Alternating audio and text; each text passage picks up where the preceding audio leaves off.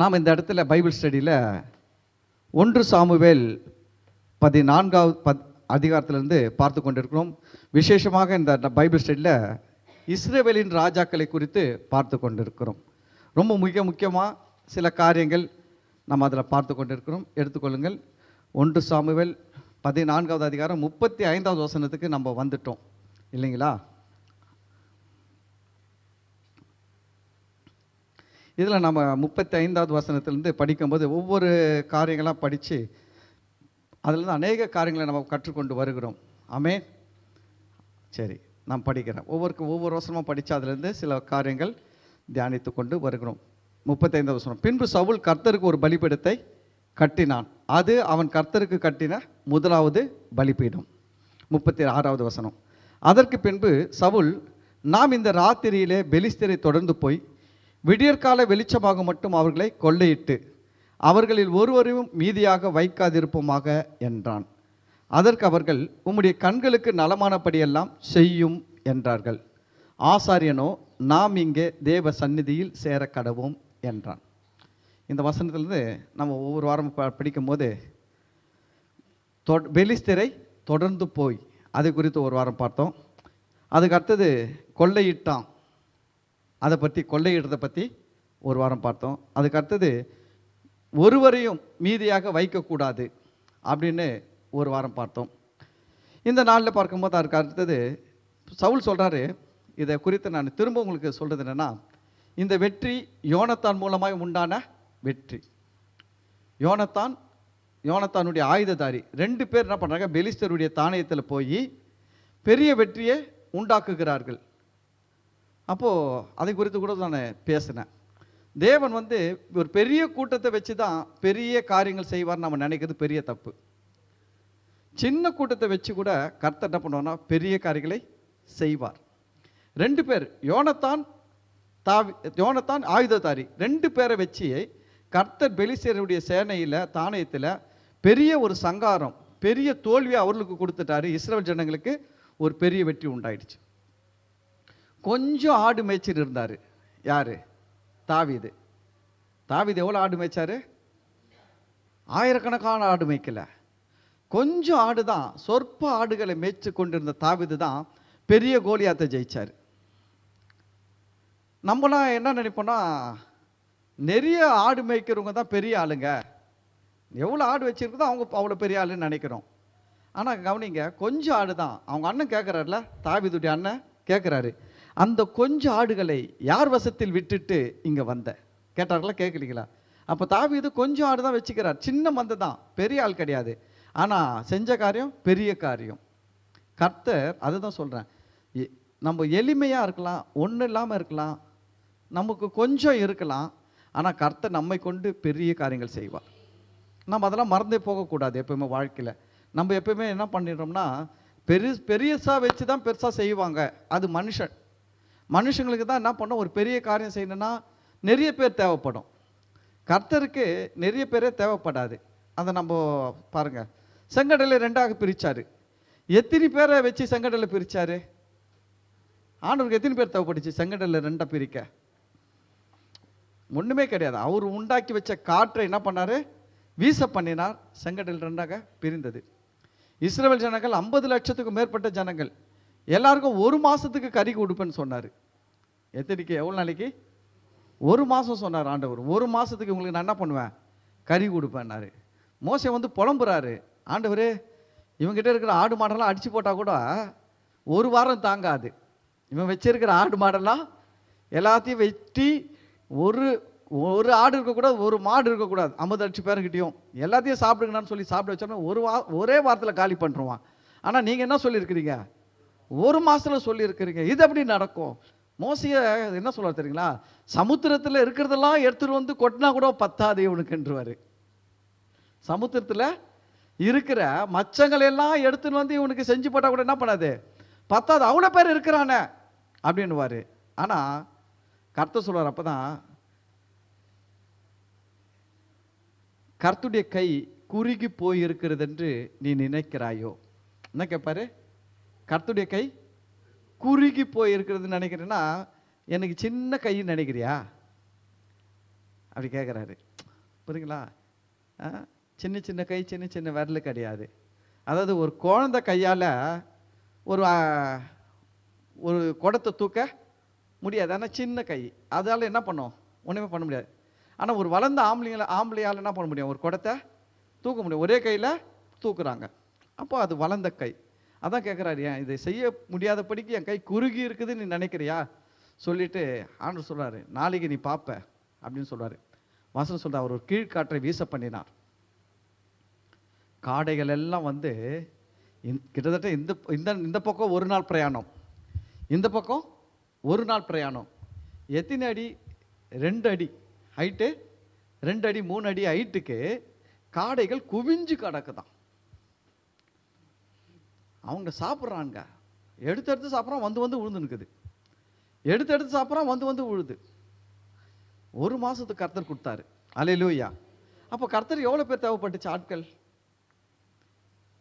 அதெல்லாம் தேவைப்படாது. நம்ம நினைக்கிறோம் நம்ம வாழ்க்கையில் கர்த்தர் சில காரியங்கள்லாம் செய்யணும்னா நம்மளுக்கு இவ்வளோ பேர் ஆள் இருக்கணும், அவ்வளோ பேர் ஆள் இருக்கணும். இல்லவே இல்லைங்க. நம்ம கர்த்தர் நம்ம வாழ்க்கையில் எது செய்யணும்னு நினைக்கிறோம் அதை தடைப்படாது. அதுக்கு தான் யோபு அழகாக சொல்கிறார்ல, கர்த்தர் செய்ய நினைத்தது தடைப்படாது. ஏன்னா அவரால் எது வேணாலும் செய்ய முடியும். நம்ம அந்த விசுவாசத்துக்குள்ளே எப்பவுமே இருக்கணும். நம்ம லைஃப்பில் அந்த விசுவாசம் நமக்கு இருக்கணும். கர்த்தர் என் வாழ்க்கையில் இதெல்லாம் சொல்லியிருக்கிறார், இதெல்லாம் செய்வார், தடைப்படாது அப்படின்ற அந்த விசுவாசத்தில் நம்ம உறுதியாக எப்பவுமே இருக்கணும். சரி, ஓகே. இந்த இடத்துல பார்க்கும்போது யோனத்தான் மூலமாக ஒரு பெரிய வெற்றி தேவன் வந்து இஸ்ரவேல் ஜனங்களுக்கு கொடுக்கிறார் பெலிஸ்தர் மத்தியில். ஆனால் என்ன நடக்குது அப்படின்னு பார்த்தீங்கன்னா, சவுல் அந்த வெற்றியில் இடையில புகுந்து, சவுலும் அந்த வெற்றி அந்த யோனத்தான் கூட சேர்ந்து இவங்களும் யுத்தம் பண்ணி, இஸ்ரவேல் ஜனங்கள் சவுல் எல்லாம் யுத்தம் பண்ணி பெலிஸ்தர் என்ன பண்ணுறாங்க? முறியடிக்கிறாங்க. இப்படி முறியடிக்கும் பொழுது தான் அவங்க பேசுகிற அந்த சம்பாஷணை தான் இந்த காரியங்கள் 35வது வசனத்தில் நம்ம பார்க்குறோம். அதில் என்ன சொல்கிறார் பாருங்க. சவுல் சொல்கிறாரு, அதற்கு பின்பு சவுல், நாம் இந்த ராத்திரியிலே பெலிஸ்தரை தொடர்ந்து போய் விடியற்காலம் வெளிச்சமாக மட்டும் அவர்களை கொள்ளையிட்டு அவர்களில் ஒருவரையும் மீதியாக வைக்காது இருப்போமாக. சவுல் என்ன சொல்கிறாருன்னா, நம்மளுக்கு பெரிய வெற்றி கிடைச்சிருக்குது, நைட்டெல்லாம் கூட வேஸ்ட் பண்ண வேணாம், நைட்டெல்லாம் கூட என்ன பண்ணலாம்? போய் எல்லாரையும் வெட்டலாம், எதிரிகளெல்லாம் வெட்டி சாகடித்து கொள்ளையடித்து ஒன்று அவங்கள மீதியான ஒன்றையும் வைக்கக்கூடாது அப்படின்னு சவுல் சொல்கிறாரு. அப்படி சொன்ன உடனே மக்கள் என்ன சொல்லுகிறார்கள் அதுதான் நம்ம பார்க்க போகிறோம். அதற்கு அவர்கள்ன்றது யாரு? ஜனங்க என்ன சொல்கிறாங்கன்னா, உம்முடைய கண்களுக்கு நலமானபடியெல்லாம் செய்யும் என்றார்கள். இது ஒரு முக்கியமான ஒரு ஸ்டேட்மெண்ட்டு. ஜனங்கள் பொதுவாக எப்படி இருக்கிறாங்க பாருங்க. ஜனங்க வந்து எது ரைட்டுன்னு சொல்கிறாங்க. இப்போது சவுல் சொல்கிறாரு, நம்ம இதை செய்யலான்னு சொல்கிறாரு. ஜனங்க என்ன சொல்கிறாங்க? ஓகே, உங்களுக்கு சரின்னா நீங்கள் என்ன பண்ணுங்க, செய்யுங்க, நாங்களும் உங்கள் கூட இருக்கிறோம். இது ஒரு ராங் ஸ்டேட்மெண்ட். இது ஒரு தவறான மனநிலை. எப்பவுமே நம்ம வந்து யாருன்னா ஒன்று செய்கிறாங்கன்னா நம்ம உடனே சரிங்க நீங்கள் செய்யுங்க, நான் கூடவே இருக்கிறோன்னு சொல்லக்கூடாது. முதல்ல அதில் வந்து தேவனுடைய சித்தம் இருக்குதான்னு பார்க்கணும். அது தேவனுக்கு பிரியமானது தானா அப்படின்னு யோசிக்கணும். எல்லாத்துலேயும் வந்து ஓகே நீங்கள் செய்யுங்க, நானும் கூட வரேன்னா அது வந்து ஆபத்து. இப்போ ஜனங்க வந்து சவுல் சொன்னதுக்கு ஓகே நீங்கள் செய்யுங்க, நாங்களாம் உங்கள் கூட இருக்கிறோன்னு சொல்கிறாங்க. ஏன் அப்படி சொல்லியிருப்பாங்க? ஒன்று ஃபஸ்ட்டு ரீசன் என்னென்னா, அவர் ஒரு ராஜா. சவுல் ஒரு ராஜா. நல்லா கவனிங்க. ராஜாவாக இருக்கிறதுனால மக்கள் என்ன பண்ணிட்டாங்கன்னா, நீங்கள் சொல்கிறத நாங்கள் செய்கிறோம் அப்படின்றாங்க. ஏன் அவர் சொல்கிறதுக்கு செய்கிறோன்னு சொல்கிறாங்கன்னா, அவர் மேலே இருக்கிற ஒரு மதிப்பு, மரியாதை, அவருக்கு இருக்கிற அதிகாரம், அவருக்கு இருக்கிற தேசத்தில் இருக்கிற அங்கீகாரம், இதன் அடிப்படையை வச்சு அவர் என்ன பண்ணுறாங்கன்னா கரெக்டுன்னு முடிவு பண்ணிடுறாங்க. கவனிங்க, இதுதான் ரொம்ப தப்பான ஒரு காரியம். எப்பவுமே நம்ம மனுஷன் கூட பாருங்கள், சில பெரிய ஆட்கள் எதனா சொன்னாங்கன்னா நம்மளால் எஸ்ன்னு சொல்ல முடியாது. சில நேரத்தில் ஒரு பெரிய கோடீஸ்வரனை பார்த்து பேசுகிறீங்கன்னு வச்சுக்கோங்க, நீங்கள் கிறிஸ்தவங்களே இல்லைன்னு, கிறிஸ்தவங்கன்னா அவனுக்கு தெரியாது. அந்த கோடீஸ்வரனுக்கு பெரிய ஆள்கிட்ட பேசுகிறீங்க, ஒரு எம்பி கிட்ட பேசுகிறீங்கன்னு வச்சுக்கோங்க, அவருக்கு நீங்கள் கோடீஸ்வரனே தெரியாது, நீங்கள் வந்து ஒரு கிறிஸ்தவன் தெரியாது. ஆனால் அந்த எம்பி பேசும்போது சில நேரத்தில் கிறிஸ்தவத்தை பற்றி சில காரியங்கள், இயேசுவை பற்றி சில காரியங்கள் அவர் தெரியாமல் புரியாமல் தப்பாக பேசுகிறான்னு வச்சுக்கோங்க. எத்தனை பேர் அந்த நேரத்தில் இல்லைங்க நீங்கள் நினைக்கிறது தப்பு, நீங்கள் இப்படி பேசுறதும் தப்பு, இதுதான் சரின்னு எத்தனை பேர் சொல்லுவோம்? என்ன பண்ணுவோம்? கம்முன்னு இருந்துட்டு நம்ம வந்து டியூட்டியில் இருந்துட்டு வந்துடுவோம். எஸ்ன்னு சொல்ல மாட்டோம், நோன்னு சொல்ல மாட்டோம். ஏன்னா எஸ்ன்னு சொன்னால் அவர்கிட்ட பதில் சொல்லணும், நோன்னு சொன்னால் இந்த ஆள்கிட்ட பதில் சொல்லணும். இந்த ஆள்கிட்ட ஏதோ வேலை ஆக வேண்டி இருக்குது நம்மளுக்கு, நமக்கு அதுக்கு தான் வந்து பார்த்துருக்குறோம். இந்த ஆள் வந்து பேசுகிறான், பேசும்போது இயேசுவை பற்றி தெரியல, கிறிஸ்தவத்தை பற்றி தெரியல, இயேசு யார், எதுக்காக வந்தார், என்ன பண்ணியிருக்கிறான்ட்டு தெரியாமல் அவன் ஏதோ அவனுக்கு தெரிஞ்ச அறிவில் புத்தியில் அவர் ஏதோ பேசுகிறாரு அப்படின்றனால நம்ம என்ன பண்ணுறோம் தெரியுங்களா? எஸ்ன்னு சொல்லாமல் நோன்னு சொல்லாமல் கம்முன்னு வந்துடுறோம். அப்போது நல்லா கவனிங்க, ஒரு செல்வாக்குள்ள ஒரு மனுஷன், அதிகாரமுள்ள ஒரு மனுஷன், ஆளுகையில் இருக்கிற ஒரு மனுஷன் ஒரு முடிவை எடுக்கும்போது நம்ம என்ன பண்ணக்கூடாதுன்னா அந்த முடிவை அப்படியே பின்பற்றக்கூடாது. நம்ம கொஞ்சம் அனலைஸ் பண்ணணும், அனலைஸ் பண்ணி பார்க்கணும். நிறைய நேரத்தில் பாருங்கள், இது குடும்பங்களில் நடக்கும். குடும்பத்தில் பார்த்தீங்கன்னா யாரோ ஒருத்தர் செல்வாக்காக இருப்பார். உங்கள் குடும்பத்திலே பார்த்தீங்கன்னா உங்கள் குடும்பத்தில் ஒரு மனுஷன் என்ன யாருன்னா ஒருத்தர் என்ன பண்ணுவாங்க, ஆணோ பெண்ணோ செல்வாக்குள்ளவங்க இருப்பாங்க. அவங்க என்ன பண்ணுவாங்கன்னா எல்லாத்துலேயும் வந்து அவங்க நின்று அவங்க தான் என்ன பண்ணுவாங்கன்னா இதை செய்யலாம் அதை செய்யலாம்னு சொல்லுவாங்க. எல்லாரும் சேர்ந்து என்ன பண்ணுவாங்க, அவங்களுக்கு ஆமேன்னு போட்டுருவாங்க. அப்புறம் நாளை அது போய் எதுலன்னா விபரீதமாக முடிஞ்சிடுச்சின்னு வச்சுக்கோங்களேன். அப்புறம் எல்லாரும் தலையை சொரிஞ்சின்னு இருக்கிறது, என்னடா இப்படி ஆகிப்போச்சே அப்படின்ட்டு. இது பொதுவாக நமக்கு வாழ்க்கையில் நடக்கிற ஒரு காரியம். அப்போ சவுளுடைய வாழ்க்கையிலையும், சவுல் ராஜாவாக இருக்கிறாரு, அதிகாரத்தில் இருக்கிறாரு, ஆளுகையில் இருக்கிறாரு. அதனால் அவர் சொல்கிறாரு, நாம் இந்த ராத்திரியை தொடர்ந்து போய் பெலிஸ்தரை என்ன பண்ணுவோம், முற்றிலுமாய் முறியடிப்போம், கொள்ளையிடுவோம், அவங்களெல்லாம் ஒன்றும் இல்லாமல் ஆக்குவோம். ஜனங்க சொல்கிறாங்க, உம்முடைய பார்வைக்கு சரியானபடியெல்லாம் செய்யும். ஆக்சுவலாக வந்து ஜனங்களால் அன்றைக்கி நைட்டு போய் ஃபைட் பண்ண முடியாது, தெரியுங்களா உங்களுக்கு? அன்றைக்கி நைட் போய் ஃபைட் பண்ண முடியாது. ஏன்னா நீங்கள் மேலே படித்து பார்த்தீங்கன்னா அதுக்கு முன்னாடி சவுல் ஒரு காரியம் என்ன பண்ணிட்டாரு, ஒரு சத்தியம் அவர் ஒரு ஆணை சத்தியம் ஒன்று போட்டார், சத்தியம் பண்ணார். என்ன சத்தியம் பண்ணார்? சாயங்காலம் வரைக்கும் யாரும் என்ன பண்ணக்கூடாது, சாப்பிடக்கூடாது. இந்த பெலிஸ்தரை யுத்தம் நடக்குது, அதனால் சாயங்காலம் வரைக்கும் யாரும் சாப்பிடக்கூடாதுன்னு சொல்லிட்டாரு. அதனாலே சாயங்காலம் வரைக்கும் யாருமே சாப்பிடாமல் இருந்ததுனால ஜனங்கள் விடாய்த்து இருந்தார்கள். ஜனங்கள் எப்படி இருந்தாங்க, விடாய்த்து இருக்கிறாங்க. இப்போ நைட்டில் தூக்கத்தை விட்டுட்டு அவன் போனான்னா என்ன ஆகும்? இவங்க நினைக்கிற மாதிரி பெரிய வெற்றி கிடைக்காது, ஒருவேளை தோல்வி கூட ஏற்படலாம், இல்லை தோல்வி கூட ஏற்படலாம், எப்படி வேணாலும் இருக்கலாம், புரியுதுங்களா? அதனால் அப்போ நமக்கு அந்த நேரத்தில் பாருங்கள், ஜனங்க எதுவுமே சில நேரத்தில் வந்து என்ன சொல்கிறது, சில நேரத்தில் நோன்னு சொல்கிறதுக்கு தைரியம் வேணும். இது ரொம்ப முக்கியங்க. ஒரு கடைக்காரன் உங்கள் வீட்டுக்கு ஒருத்தன் வருவான், வந்து ஒரு குக்கரை வச்சுக்கின்னு கூட 10 பொருளை வச்சுக்கின்னு, இது வந்து ஸ்பெஷல் ஆஃபர், குழுக்கள் முறையில் போட்டு உங்களுக்கு தான் உழுந்து இருக்குது, உங்கள் ஃபோன் நம்பருக்கு தான் உழுந்து இருக்குது அப்படின்னு சொல்லி எல்லாத்தையும் காட்டுவான். ஏற்கனவே ஒரு குக்கர் இருக்கும், இவன் ஒரு குக்கர் வச்சுன்னு கூட 4-5 பொருளெல்லாம் வச்சுக்கின்னு அப்படியே காட்டுவான், இதை பாருங்கள் அதை பாருங்கன்ட்டு. அவன் பேசுகிற பேச்சு, அவன் இங்கிலீஷ்லாம் கூட பேசுவான், சில நேரத்தில் உங்களை மேடம்னுவான், என்னென்னமோ சொல்லுவான், என்னென்னமோ பேசுவான். அந்த நேரத்தில் நமக்கு ஒரு தைரியம் வேணும், என்ன சொல்கிறீங்களா, நோ அப்படின்ட்டு. சில பேருக்கு அந்த நோன்னு சொல்ல தைரியம் இல்லாமல் ஒரு குக்கருக்கு 3 குக்கர் வாங்கி வச்சுருப்பாங்க. ரொம்ப முக்கியம் லைஃப்பில் பாருங்கள். சில நேரத்தில் நம்ம வாழ்க்கையில் நம்ம மேலே எதனா திணிப்பாங்க. திணிக்கும் பொழுது நம்ம சில நேரத்தில் என்ன பண்ணுறோன்னா, அவங்க மேலே இருக்கிற மரியாதையினால், மதிப்புனால் நம்ம என்ன பண்ணுறோம், அந்த திணிக்கிறத ஏற்றுக்கிறோம். அது வந்து என்னென்னா, நம்ம அவங்கள மதிக்கணும் தப்பு கிடையாது, அவங்கள கனம் பண்ணணுன்றது தப்பு கிடையாது, மரியாதை கொடுக்கணுன்னு தப்பு கிடையாது. ஆனால் அவங்க திணிக்கிறத நம்ம ஏற்றுக்கணுன்ற அவசியம் கிடையாது.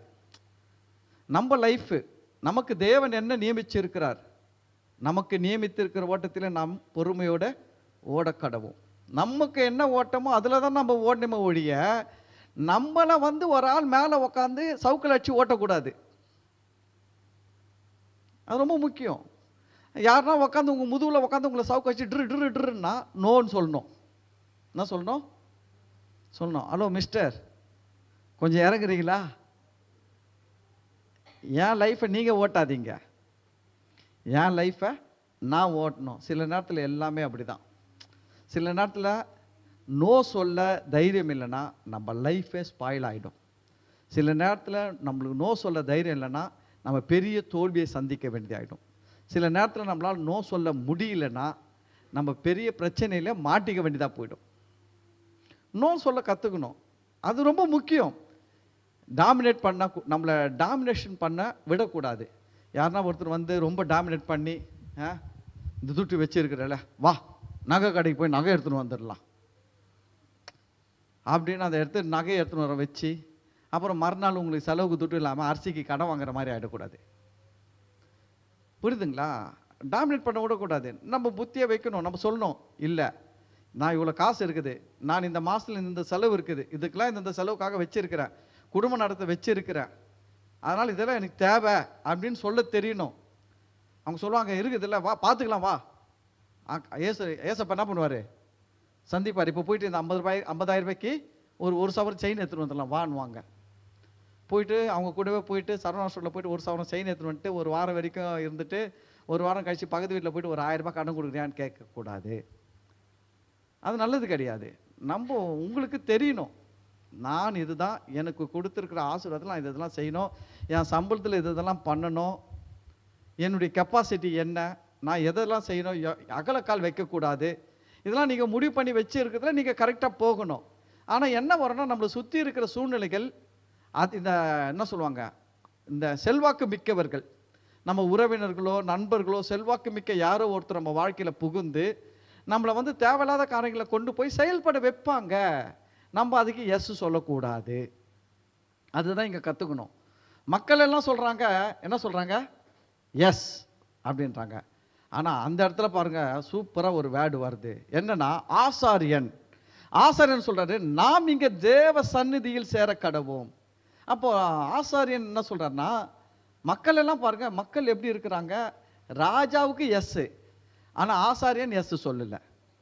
ஏன் மக்கள் ராஜாவுக்கு எஸ் சொன்னாங்க, ஆசாரியன் ஏன் நோ சொன்னார் அப்படின்னா, ரெண்டு பேரும் வாழ்கிற வாழ்க்கையில் மக்கள் மனிதனை முதன்மைப்படுத்தி வாழ்கிறார்கள், ஆசாரியன் தேவனை முதன்மைப்படுத்தி வாழ்கிறார். ஆசாரியன் வந்து முழுக்க முழுக்க யாரை சார்ந்து வாழ்கிறாரு? தேவனை தான் சார்ந்து வாழ்கிறாரு. அவருடைய எண்ணம், அவருடைய ஒவ்வொரு செயல் எல்லாமே யாரை சார்ந்து தான் அவர் இருக்கிறார்னா, தேவனை சார்ந்து தான் இருக்கிறாரு. தேவனுக்கு ஊழியம் செய்கிறார், தேவனை சார்ந்து வாழ்கிறார்.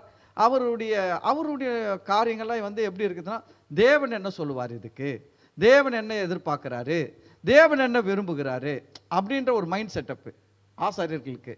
ஆனால் மக்கள்களுக்கு அது கிடையாது. மக்கள்களுக்கு என்னென்னா, ராஜா எது சொன்னாலும் ஓகே, தேவன் என்ன சொல்கிறார் பற்றிலாம் கவலை இல்லை. செல்வாக்கு மிக்கவர் சொன்னால் ஓகே. அதுக்கு மேலே பார்த்தீங்கன்னா, சவுல் உயரமானவர், உயரமாக இருக்கிறவங்க சொன்னால் ஓகே.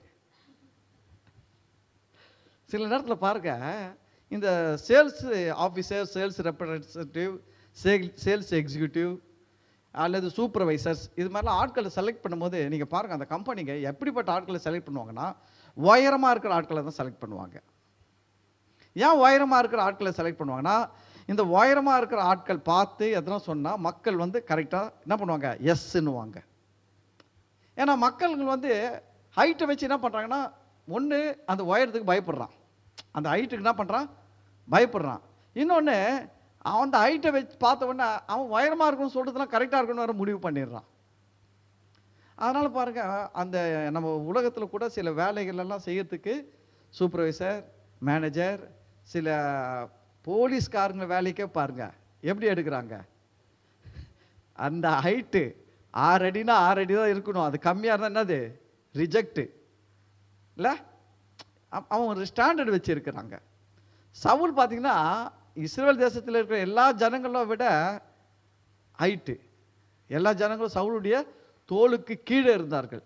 சவுல் தான் அவர் தோலுக்கு கீழே தான் எல்லாருமே இருக்கிறான். இவர் நின்ன உடனே எல்லாம் கேட்குறாங்க, தோலுக்கு கீழே இருக்கிறான். எல்லாம் இவனை இப்படி பார்க்குறான். சவுல் இப்படி பார்த்து சொல்கிறான், இனி சாயங்காலம் போகிறோம், என்ன சொல்கிறீங்க ஐயா, ஓகே. பாருங்க, சரி, நான் நினைக்கிறேன் சவுல் ரொம்ப உயரமாக இருந்ததுனால ஜனங்க பயந்துருப்பாங்க. ராஜா வேற, ஹைட்டாக இருக்கிறார் வேற அப்படின்ட்டான். சில நேரத்தில் நம்ம எதுக்குமே பயப்படக்கூடாதுங்க. கரெக்டாக டிசிஷன்ஸ், முடிவு, நம்ம தீர்மானம் கரெக்டாக எடுத்து வைக்கணும். என் லைஃபு நான் இதுதான் பண்ண போகிறேன், இப்படி தான் இருக்க போகிறேன், இது செய்ய போகிறேன், அதில் நம்ம கரெக்டாக இருக்கணும். அந்த எடுக்கிற தீர்மானங்கள் கவனிக்க, தேவனுடைய சித்தம் தேவனுக்கு பிரியமானதாக இருக்கணும். நம்ம எடுக்கிற தீர்மானங்கள் அதில் என்ன இருக்கணும்? தேவனுடைய சித்தம் இருக்கணும், தேவனுடைய பிரியம் இருக்கணும். இந்த அப்படி ஒரு தீர்மானம் எடுத்து வச்சுக்கின்னு அதில் தான் நம்ம போகணும். சில நேரத்தில் பாருங்கள், ரட்சிக்கப்படுவாங்க, வாலிப பிள்ளைகள்லாம் ரட்சிக்கப்பட்டுருவாங்க. ஆனால் குடும்பத்தில் பார்த்தீங்கன்னா ரட்சிக்கப்படாதவங்க இருப்பாங்க. அவங்க பார்த்தீங்கன்னா ரொம்ப டாமினேட் பண்ணுவாங்க. நீ ஜபத்துக்கு போகக்கூடாது, நீ ஆராதனைக்கு போகக்கூடாது, நீ அந்த கூட்டத்துக்கு போகக்கூடாது, இந்த கூட்டத்துக்கு போகக்கூடாது அப்படின்னு அவங்க டாமினேட் பண்ணுவாங்க. அப்போது அது மாதிரி நேரத்தில் ரட்சிக்கப்பட்டவங்க எதை ஃபாலோ பண்ணணுன்னா, அவங்க எதை தீர்மானித்து வச்சுருக்காங்களோ அதில் தான் போகணும். இது மாதிரி இவங்கவுங்க டாமினேட் பண்ணுறதுலாம் போனாங்கன்னா அவங்க ஆவிக்குரிய வாழ்க்கையும் இழந்துருவாங்க, தேவனையும் இழந்துருவாங்க. சில நேரத்தில் நான் எவ்வளோ பேரை பார்த்துருக்குறேன் என்னுடைய ஊழியத்தில். எங்கள் மாமா சொன்னார், மாமா சொல்லுவார், நாளைக்கு பிச்சை இருக்கும் போது மாமா வந்து நிற்க மாட்டார் கூட. ஆண்டவருக்கு ஒரு நாளும் கைவிட மாட்டார். மாமாவை நம்பி போனால் கடன்காரன் ஆகிட்ட பேர் மாமா வந்து கடத்தை கொடுத்து காப்பாற்ற மாட்டார், ஆனால் கர்த்தர் உதவி செய்வார். மாமாவை நம்பி போனால் வேலை இல்லைன்னா மாமா வந்து வேலை வாங்கி தர மாட்டார், கர்த்தர் வேலை வாங்கி தருவார். ஆனால் நிறைய பேரை நான் பார்த்தது என்னென்னா, மக்கள்களை சொல்கிறதுலே போயிடுவாங்க. எங்கள் மாமா சொன்னார், எங்கள் பெரியப்பா சொன்னார், எங்கள் சித்தப்பா சொன்னார், எங்கள் அண்ணன் சொன்னார், இப்படிலாம் எதன்னா சொல்லி, இல்லைன்னா நாங்கள் எங்கள் வாதியார் சொன்னார். சில பேருக்கு வாதியாருங்க இருக்கிறாங்க, சில பேருக்கு டீச்சருங்க இருக்கிறாங்க, அவங்க கூட டாமினேட் பண்ணுவாங்க. சில பேர் லைஃப்லலாம் பார்த்தீங்கன்னா சில வாதியாருங்க டீச்சருங்க பள்ளிக்கூடம் முடிச்சுட்டு வந்தால் கூட விட மாட்டாங்க. ஃபோனை பண்ணி என்ன பண்ணுறேன், எந்த வேலை செய்கிறேன், நான் சொல்கிறத செய்யணுவாங்க. இது மாதிரி நிறைய நம்மளுக்கு இன்ஃப்ளூயன்ஸ் வரும். அதன் மத்தியில் நாம் செலக்ட் பண்ண வேண்டியது தேவன் என்ன சொல்லுகிறார், அதில் தான் கவனமாக இருக்கணும். 1000 பேர் உங்களை 1000 செய்ய சொன்னாலும் நான் என்ன செய்ய போகிறேன்றதை எதை வச்சு முடிவு பண்ணோம்? தேவனை வச்சு தான் முடிவு பண்ண ஒழிய மனுஷனை வச்சு முடிவு பண்ணக்கூடாது. இந்த மனுஷன் சொல்லிட்டாருனா கரெக்டாக இருக்கும், அந்த மனுஷன் சொன்னார்னா கரெக்டாக இருக்கும், இவர் சொன்னால் கரெக்டாக இருக்கும். இல்லை, ஆண்டவர் எனக்கு என்ன சொல்லியிருக்கிறார், அதுதான் ரொம்ப முக்கியம். இங்கே பாருங்கள், மக்கள் ஓகேன்னு சொல்லிட்டாங்க, ஆசாரியன்னு சொல்கிறாரு, நாம் இங்கே தேவ சந்நிதியில் சேர கடவோம். அப்படின்னா என்ன பொறுப்பா? நீ முடிவு பண்ணிட்ட, நீ சொல்லிட்ட, ஆனால் இந்த ஜெயத்தை கொடுத்தவர் யாரு? கர்த்தர். அடுத்தது யாரை கேட்டு செய்யணும்? கர்த்தரை கேட்டு செய்யணும். அதான் நீ நியாயம். நீ பாருன்னு ஒரு மாங்காய் ஊந்துச்சுன்றதுக்காக எல்லா காலையும் அடிச்சு பாகா விழாமல் கல்லெல்லாம் காலி பண்ணிடக்கூடாதுல்ல. சில பேர் இருக்கிறாங்க பாருங்க, ஒன்று கரெக்டாக நடந்துச்சுன்னு வச்சுக்கோங்களேன். இந்த ஜூதாடுற விஷயம்லாம் அப்படி தான். ஜூதாடி சொத்தை இழக்கிறவன், எல்லாத்தையும் இழந்துட்டு ஓட்டாண்டி ஆகிறவன்லாம் எப்படி ஆகிறான்னா, அவன் ஸ்டார்டிங்கில் ஏதோ ஒன்று செய்வான் பாருங்க, அதில் ஒரு வெற்றி வந்துடும், கொஞ்சம் அமௌண்ட் வேறு வந்துடும்.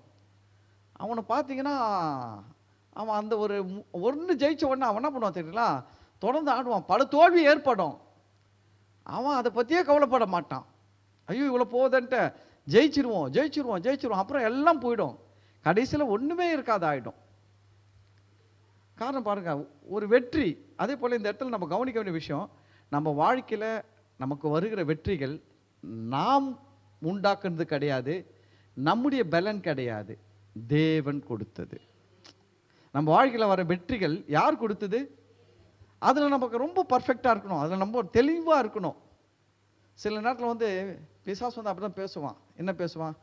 நீ எவ்வளோ கஷ்டப்பட்ட தெரியுமா, நீ எவ்வளோ போராடிக்கிற தெரியுமா, இன்றைக்கி உன் வீட்டில் ஒரு டிவி இருக்குதுன்னா, ஒரு ஃப்ரிட்ஜ் இருக்குதுன்னா, ஒரு வாஷிங் மிஷின் இருக்குதுன்னா, காரணம் சும்மா கிடையாது, உன்னுடைய கடின உழைப்பு. ஆனால் உபாகமத்தில் 8:18 சொல்கிறாரு, இவைகளெல்லாம் சம்பாதிக்க கர்த்தர் உனக்கு பலன் கொடுத்தார். இதெல்லாம் சம்பாதிக்கிறதுக்கு கர்த்தர் என்ன பண்ணியிருக்கிறாரா?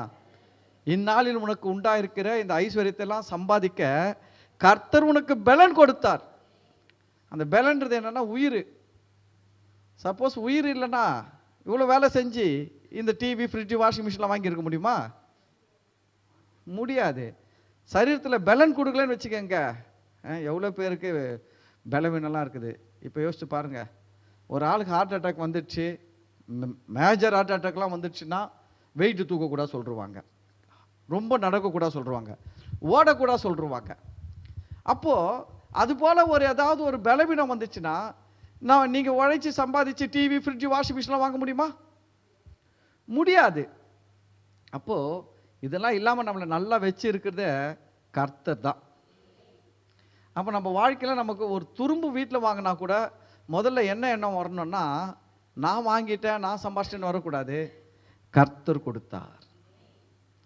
அதுக்கு தான் சங்கீதம் 103 தாவீது சொல்கிறாரு, என் ஆத்துமாவே கர்த்தரை ஸ்தோத்தரி, அவர் செய்த சகல உபகாரங்களையும் மறவாதே.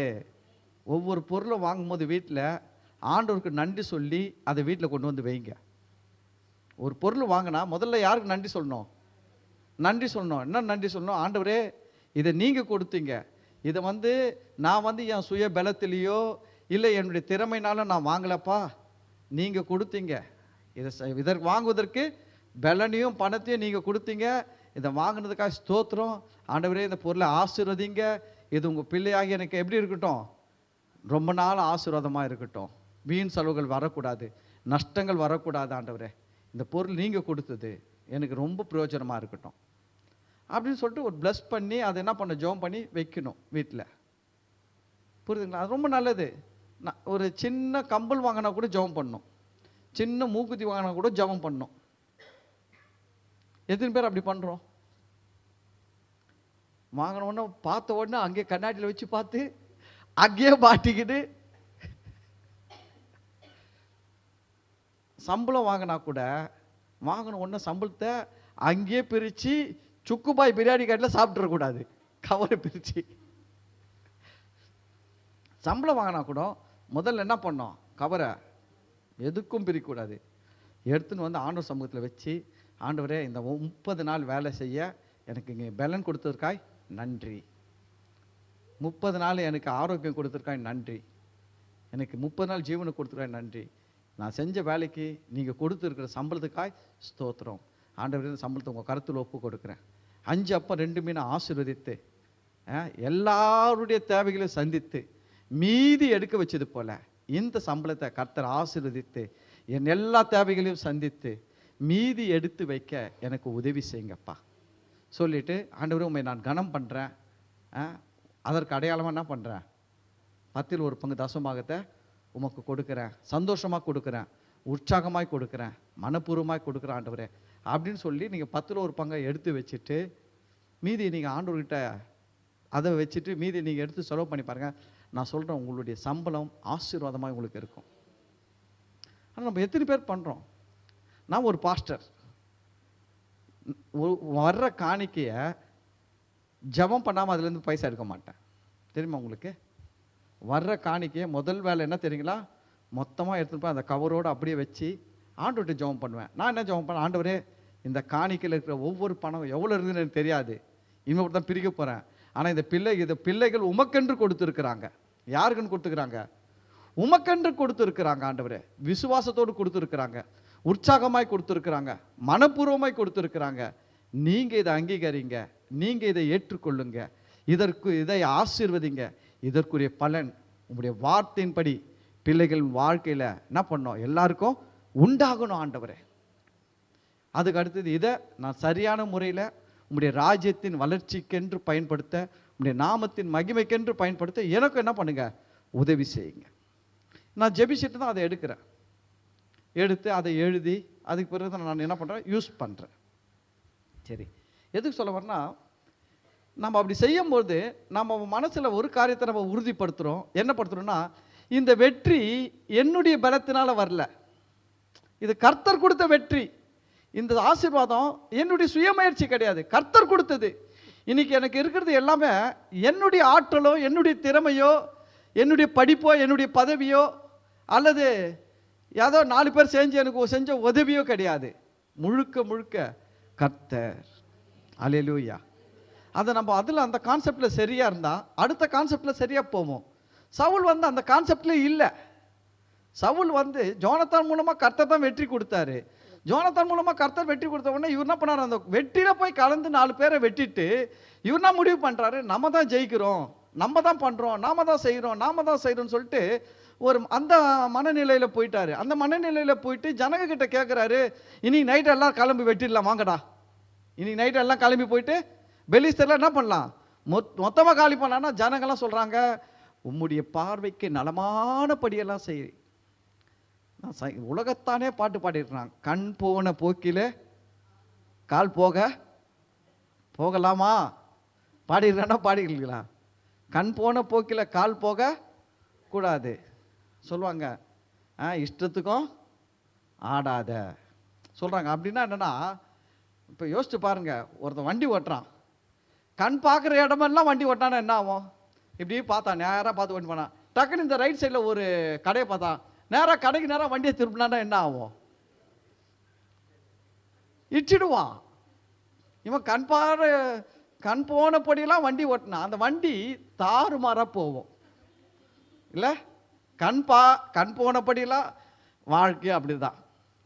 பார்வைக்கு நலமானபடியெல்லாம் வாழ்ந்தா உங்கள் வாழ்க்கை உங்களுக்கு கரெக்டாக போகிற மாதிரி இருக்கும், ஆனால் வெளியிலேருந்து பார்க்குறவங்களுக்கு அது தாறுமாறாக இருக்கும். அதுதான் பாருங்க, அங்கே வசனம் சொல்லுது, அந்த ஜனங்க என்ன சொன்னாங்கன்னா, உமது பார்வைக்கு நலமானபடியெல்லாம் செய்யும். அந்த ஜனங்க பாருங்க எப்படி சொல்றாங்க, அவங்க சொல்றாங்க பாருங்க, உம்முடைய கண்களுக்கு எப்படி சொல்றாங்க, உம்முடைய கண்களுக்கு நலமானபடியெல்லாம் செய்யும் என்றார்கள். அது எவ்வளோ பெரிய ராங் ஸ்டேட்மெண்ட். சில நேரத்தில் பார்த்தீங்கன்னா தலைவர்கள் கெட்டு போகிறதுக்கு காரணம் மக்கள்கள். சில நேரத்தில் கீழே இருக்கிற மக்கள்கள் சில நேரத்தில் தலைவர் என்ன சொன்னாலும் பரவாயில்ல, நம்ம சரியானதை சொல்லுவோன்ட்டு யோசித்து சொன்னால் நிறைய தலைவர்கள் ஒழுங்காவாங்க. ஆனால் நிறைய தொண்டர்கள் நம்ம ஜால்ரா போட்டால் தான் நம்மளை தலைவர் என்ன பண்ணுவார், கூட வச்சுப்பாருன்றதுக்காக அவர்கிட்ட சொல்கிறது, நீங்கள் செஞ்சால் கரெக்டாக இருக்கும் தலைவரை, நீங்கள் என்ன ஒன்றாலும் செய்யலாம் தலைவரை. இதுதான் தலைவர்களை என்ன பண்ணுதுன்னா தோல்வியை தழுவ வைக்கிறது. எப்பவுமே தலைவர்களுக்கு கீழே, இப்போ நான் கூட இருக்கிறேன்னா நான் ஒரு லீடர், நீங்களாம் மக்கள்ங்க. நான் ஏதாவது தப்பாக பண்ணுறேன்னா நீங்கள் என்ன பண்ணணும், காணிக்கை பேட்டில் அட்லீஸ்ட்டு ஒரு மொட்டை கடிதாசி எழுதி போடணும். உங்கள் பேர் தெரியாத ஒரு மொட்டை கடிதாசி அது என்ன பண்ணலாம், எழுதி போடலாம். பாஸ்டர், நீங்கள் இப்படிலாம் பண்ணுறது எங்களுக்கு ரொம்ப கஷ்டமாக இருக்குது, தப்பாக இருக்குது. ஏன்னா நீங்கள் யாருன்னு எனக்கு தெரிஞ்சுச்சுன்னா அப்புறம் நான் உங்களை பார்த்து நான் பேசினா கஷ்டம், நீங்கள் எங்களை இடம் பார்க்குறதுக்கும் கஷ்டமாக போயிடும். சிலர் நம்ம சர்ச்சில் அப்படி இல்லை, பொதுவாக சொல்கிறேன், நம்ம சர்ச்சில் அப்படி இல்லை. சில நேரத்தில் சில இடத்துலலாம் அப்படி இருக்கும். சில தலைவர்கள் செய்கிறது என்ன பண்ண முடியாதுன்னா மக்களால் ஏற்றுக்கவே முடியாது. அதான் நான் திரும்ப சொல்ல பாருங்க, ஒரு சர்ச்சி பாஸ்டர் அவருடைய 2 பிள்ளைங்களை ஃபாரினில் அனுப்பி 1.5 லட்சம் சம்பாதிக்க வைக்கிறாரு. ஆனால் அவர் சர்ச்சில் இருக்கிற மற்ற பசங்களெல்லாம் பார்த்து என்ன சொல்கிறாரு, நீ படிச்சுனாடா சாதிக்க போகிற வெட்டி பையில, சனிக்கிழமை சர்ச்சை பெருகுடா, நீ படிச்சுனாடா கிழிக்க போகிற, சேர போடுறா, என்னடா பெரிய படிப்புன்னு வர்ற, நீ சேர் போடலன்னா இந்த வருஷம் நீ ஃபெயில் ஆகிடுவ. ஆனால் அவர் பிள்ளைங்களாம் எங்கே இருக்கணும், ஃபாரினில் போகணும், ஃபாரினில் படிக்கணும், ஃபாரினில் 1.5 லட்சம் சம்பளம் வாங்கணும், 2 லட்சம் சம்பளம் வாங்கணும். இப்போ இந்த மக்கள் என்ன பண்ணுவாங்க, இதை பார்க்குற மக்கள், இவர் செய்கிறது தப்பாக சரியானா தப்பு, என்னை பொறுத்தவரைக்கும் தப்பு. ஒன்று அவர் பிள்ளைங்களே என்ன பண்ண வைக்கணும், இந்த பிள்ளைங்க கூட ஒன்றா வச்சு செய்ய வச்சுட்டு சொன்னால் பரவாயில்ல. இல்லை உன் பிள்ளைய ஃபாரினில் படிக்க வைக்கிறேன்னா இந்த பிள்ளைங்களை திட்டக்கூடாது. நீ படித்து என்ன கழட்ட போகிற, நீ படித்து என்ன சாதிக்க போகிற, நீ படித்தாலும் ஃபெயில் ஆகிடுவ, இதெல்லாம் செய்யலன்ட்டு அப்படி திட்டக்கூடாது. நீ அந்த உன் பிள்ளையை நேசிக்கிற மாதிரி இந்த பிள்ளைகளையும் நேசிக்கணும், இல்லைன்னா இந்த பிள்ளைங்களை நேசிக்கிற மாதிரி உன் பிள்ளையை நேசிக்கணும். ஏதாவது 2த்துல 1 வரணும்.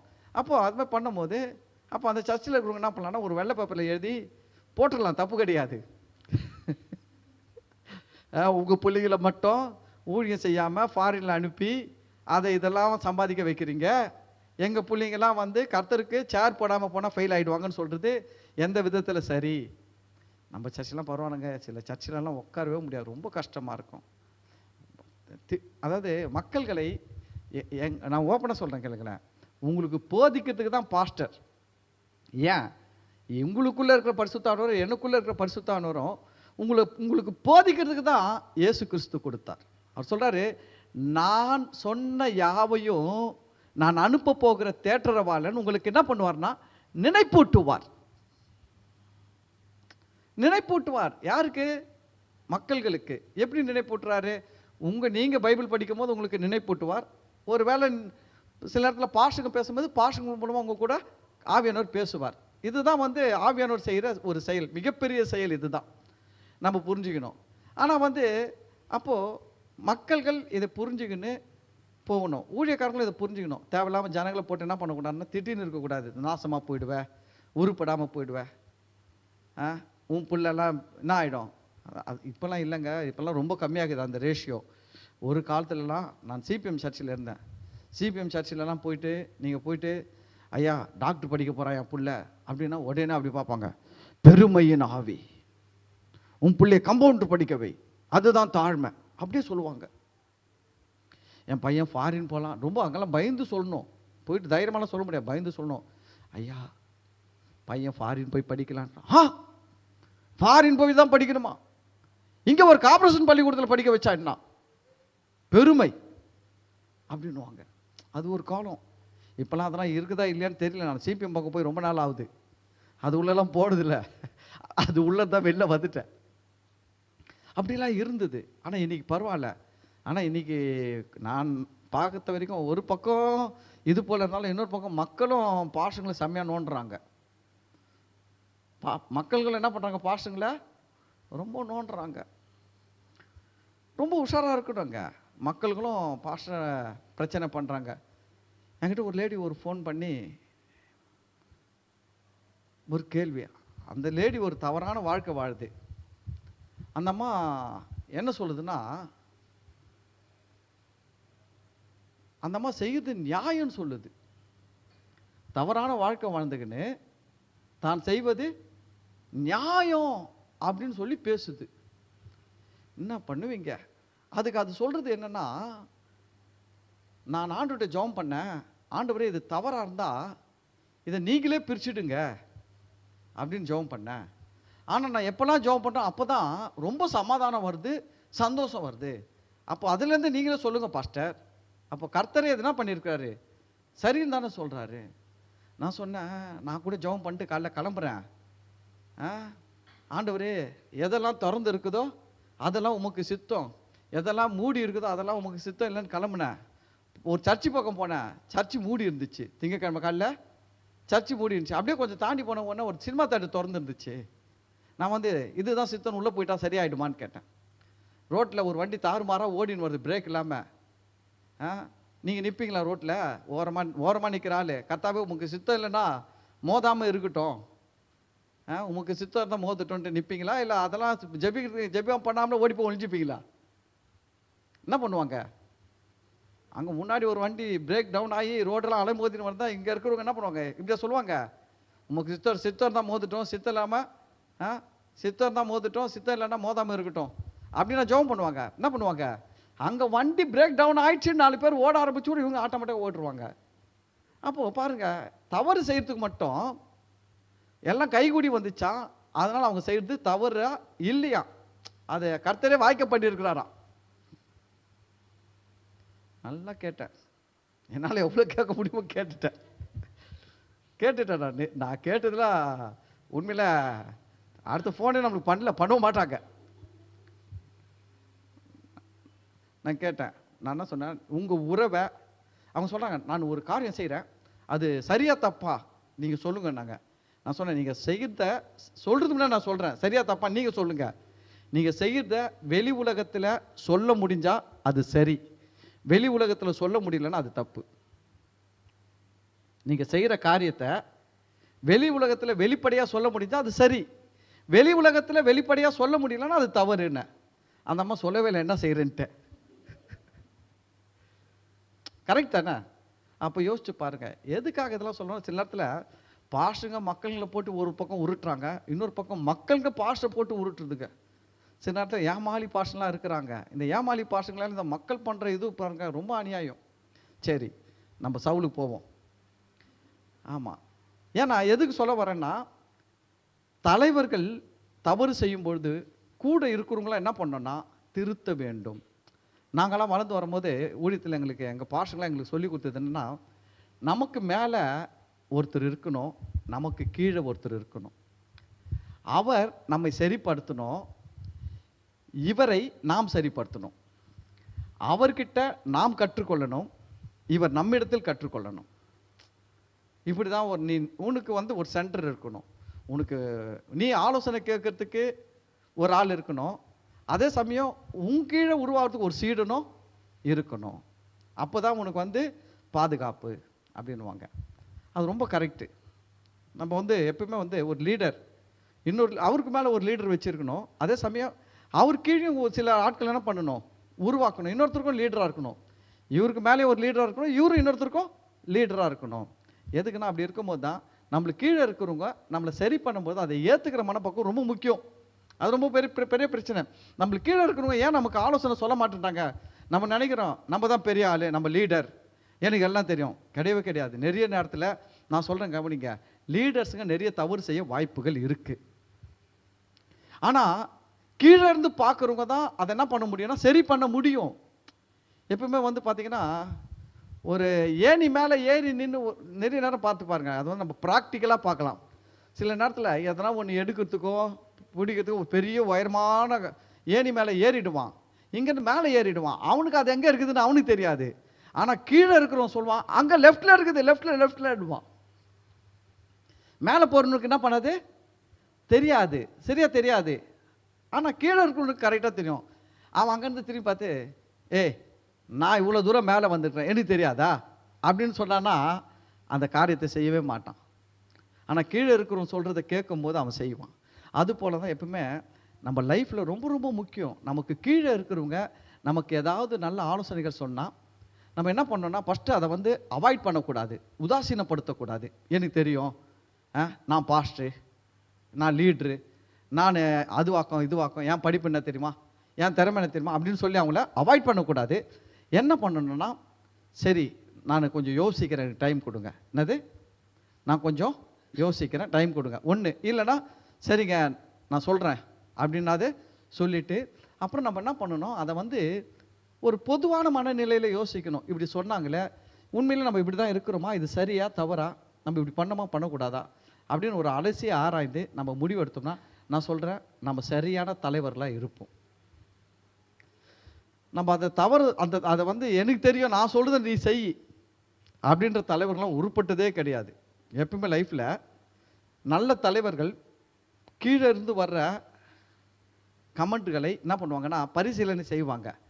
ஆனால் ஆங்காரம் பிடிச்சவன் அழிஞ்சு போகிறவன் தான் என்ன பண்ண மாட்டான், எவன் சொல்கிறதையும் கேட்க மாட்டான். அவன் எவன் சொல்கிறதையும் கேட்கலன்னா அந்த தலைவனே கீழே இருக்கிறவங்க சொல்லுவான் சீக்கிரமாக அழிய போகிறான்னா இவன் சொல்கிறானா சொல்லீங்களா சொல்கிறான். அவனுக்கே தெரியுது நம்ம நல்லதெல்லாம் சொன்னா இவன் என்ன பண்ணுறான் கேட்க மாட்டான், சீக்கிரமாக அழிய போகிறான் இவன். அது ரொம்ப முக்கியம். அப்போ தலைவர்களும் அப்படி இருக்கணும், கீழே இருக்கணும் இப்படி இருக்கணும், ரொம்ப முக்கியம். சில நேரத்தில் எல்லாமே பேலன்ஸாக இருக்கணும். ஒரே மொட்டை கடுதாசியாக போட்டு இருக்கக்கூடாது வாரம் வாரம். ஏதாவது ஒரு பிரச்சனைக்கு ஒரு மொட்டை கடுதாசி போட்டால் பரவாயில்ல.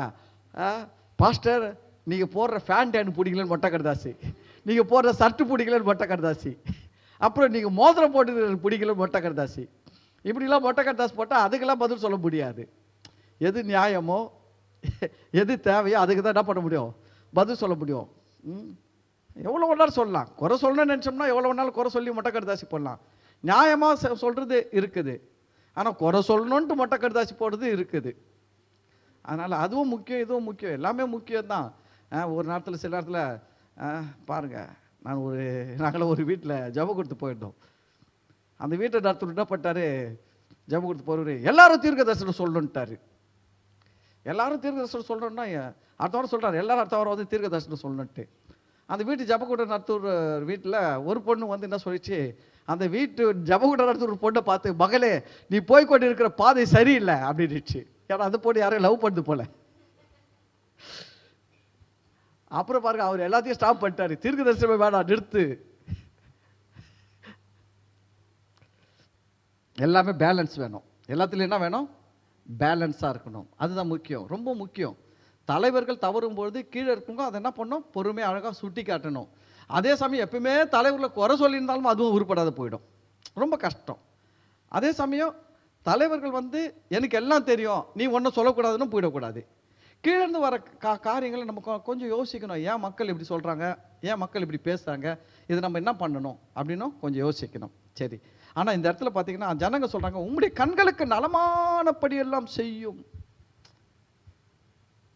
இது எவ்வளோ பெரிய ஆபத்து தெரியுங்களா?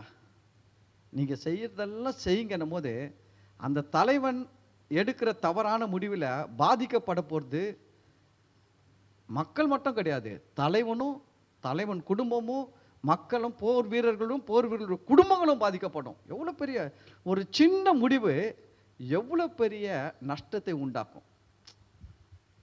ஒரு சின்ன தவறான முடிவு எத்தனை பேர் வாழ்க்கை அழிச்சிடும் பாருங்க. ஒருவேளை அது தவறான முடிவில் அவங்க ஃபாலோ பண்ணி போயிட்டு சவுலும் செத்து ஜனங்களும் செத்து போனாங்கன்னா என்ன ஆகும்? யோசிச்சு பாருங்க. எவ்வளோ பெரிய எத்தனை குடும்பம் அனாதையாக நின்று இருக்கும் இல்லை? ஒரு சின்ன முடிவு தாங்க நம்ம லைஃப்பில். நம்ம நிறைய நேரத்தில் நம்ம கவனமாக இருக்கணும். ஒவ்வொரு முடிவுகள் எடுக்கும் போதும் அந்த முடிவுகள் தேவனுக்கு பிரியமானதா. தேவன்கிட்ட ஒரு முறை ஜெபம் பண்ணி, ஆண்டவரே நான் இந்த முடிவு எடுக்கலான்னு இருக்கிறேன், இதை செய்யலான்னு இருக்கிறேன், இப்படி இருக்கலான்னு இருக்கிறேன், இது சரியா தவறா, என்ன நடத்துங்க ஆண்டவரே அப்படின்னு சொல்லிட்டு போகிறது ரொம்ப நல்லது. ரெண்டாவது அந்த தேவனுடைய ஆலோசனை கேட்குறவங்ககிட்ட ஒரு ஆலோசனை கேட்குறது ரொம்ப நல்லது. இந்த ஆசாரியன்றவங்க யாருன்னு கேட்டிங்கன்னா, இன்றைக்கி சொல்லணும்னா பாஸ்டருங்க தான். இன்றைக்கி ஆசாரியர்கள் மாதிரி யார் இருக்கிறாங்கன்னா பாஸ்டருங்க தான்.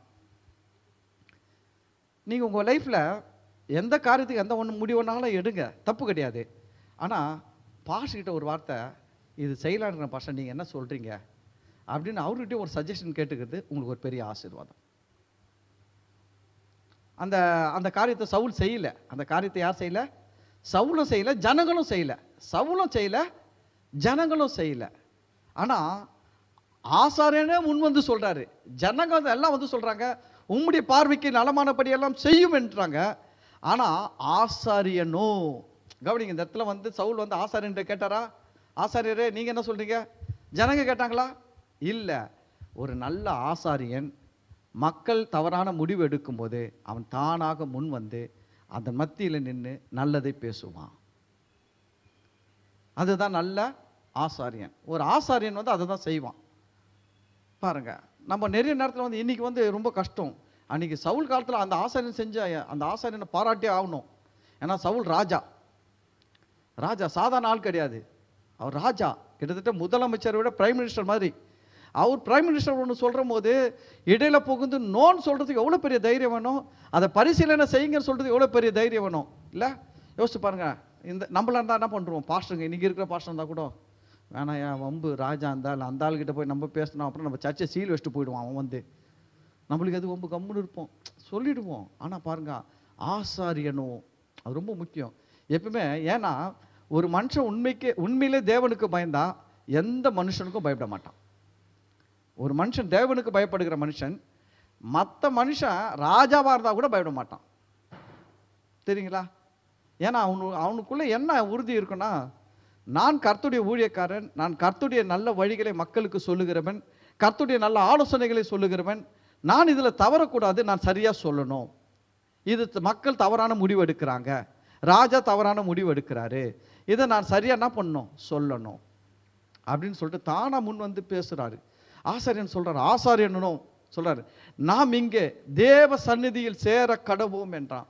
என்ன சொல்கிறாரு? முதல்ல ஆண்டவர்கிட்ட கேட்போம், அடுத்த வாரம் பார்ப்போம். அவங்க என்ன கேட்டாங்க, ஆண்டவர் என்ன சொன்னார், அது அடுத்த வாரம் பார்ப்போம். முடிஞ்சிடுச்சு. அல்லேலூயா. அப்போ நீங்கள் என்ன கற்றுக்குனீங்க? நீங்கள் என்ன கற்றுக்குனீங்க?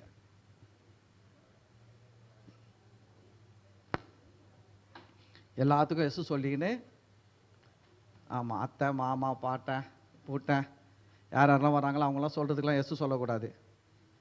அதுவும் குழந்தெல்லாம் வச்சுருக்கணும் பாருங்கள், சொல்லுவாங்க இந்த சுற்றி போடு, உடனே எஸ்.